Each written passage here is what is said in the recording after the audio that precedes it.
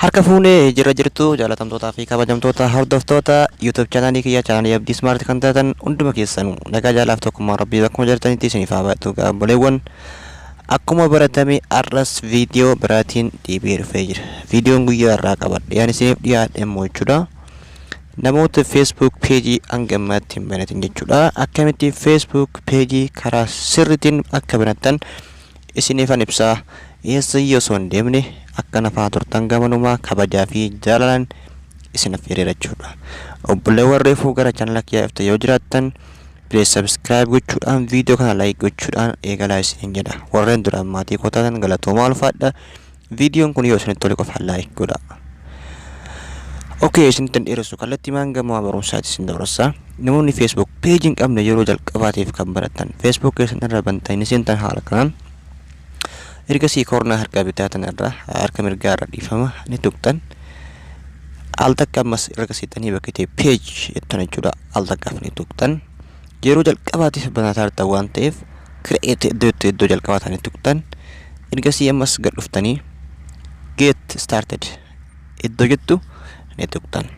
Ammasitti what do you want to name this page? Page kanaaf maqaa kam kennuu barbaadda?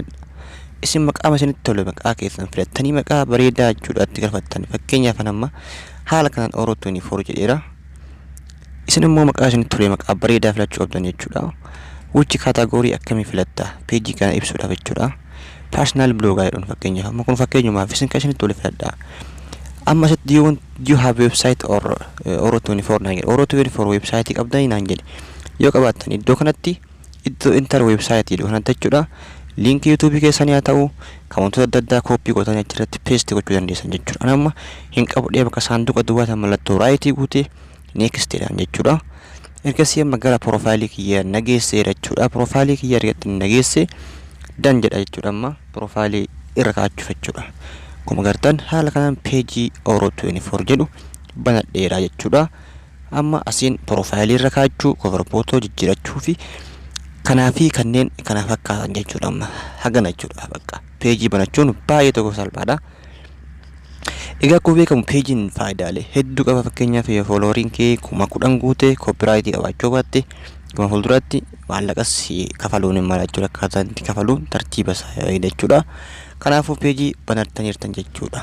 Egaa obboleewwan amma fakkeenyaaf page kana bananneerra follows hin qabnu likes hin qabnu. Kun akkuma gartan community jala dhufnee ilaalu total like 0 total follow hin jiru jechuudha.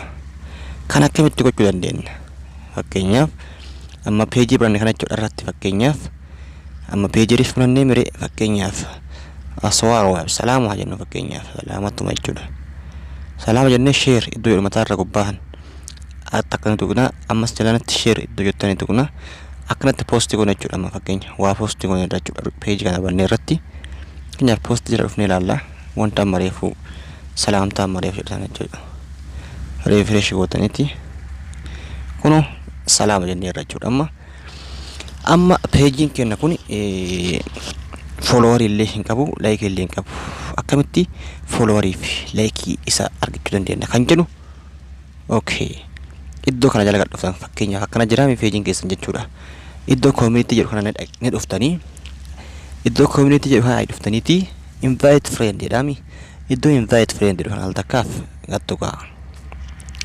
Ergisan al takkaaf gattuuxanii friendota keessan hunda isinii fida. Select godha akkatti hunda ta'a jechuudha. Erga select gootanii send invitation kan jedhu irratti gattuqa. Sana booda kallattii maan waan Facebook keessan jala isin qabdan hunda biratti pagein keessan dhaqaa jechuudha. Egaa haala kanaan Facebook page banattanii karaan tokko karaa kana karaa follow argatan egaa banattanii jechuudha. Egaa obboleewwan karaa salphaan page banachuun kanuma wanta biraati miti. Viidiyoon tun yoo isinitti tolte like godhaa. Wanti isin hin galle immoo gaafachuu dandeessanii nagaatti isin jedha. Hanga barnoota biraatiin walitti deebi'u.